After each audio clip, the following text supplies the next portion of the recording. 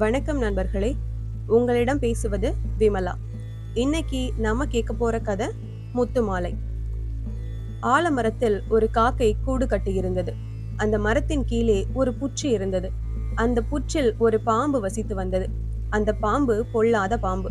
அது அடிக்கடி மரத்தின் மேல் ஏறி காக்கையின் முட்டைகளை உடைத்து சாப்பிட்டுவிடும். இதனால் காக்கை வருத்தப்பட்டது. நரியிடம் யோசனை கேட்டது. நரி ஒரு யோசனை சொன்னது. அதை கேட்டதும், சரியான யோசனை, நான் அப்படியே செய்கிறேன் என்றது காக்கை. உடனே காக்கை நேராக அரண்மனைக்கு சென்றது. அரசகுமாரி குளிக்கும் இடத்தில் காத்து கொண்டிருந்தது. அரசகுமாரி அங்கே வந்தாள். நகைகளை கலற்றி ஒரு பக்கமாக வைத்துவிட்டு குளித்துக் கொண்டிருந்தாள். அப்போது அவளுடைய முத்து மாலையை காக்கை தூக்கி கொண்டு பறந்தது. உடனே அரசகுமாரி கூச்சல் போட்டாள். அரண்மனை சேவகர்கள் காக்கையை துரத்தி கொண்டு ஓடினார்கள். காக்கை முத்து மாலையை பாம்பு புற்றில் போட்டுவிட்டு மரத்தின் மேல் உட்கார்ந்து கொண்டது. சேவகர்கள் புற்றின் பக்கத்திலே போனார்கள். உள்ளே முத்து மாலை கிடந்ததால் புற்றை இடித்தார்கள். அப்போது உள்ளே இருந்த பாம்பு சீறிக்கொண்டு வெளியே வந்தது.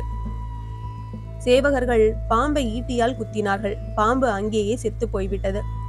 சேவகர்கள் முத்து மாலையை எடுத்துக்கொண்டு திரும்பினார்கள். காக்கை சுகமாக வாழ்ந்தது. இந்த கதை உங்களுக்கு பிடிச்சிருந்ததுன்னா லைக் பண்ணுங்க, ஷேர் பண்ணுங்க, சேனலை மறக்காம சப்ஸ்கிரைப் பண்ணுங்க. அடுத்த கதையில சந்திக்கலாம்.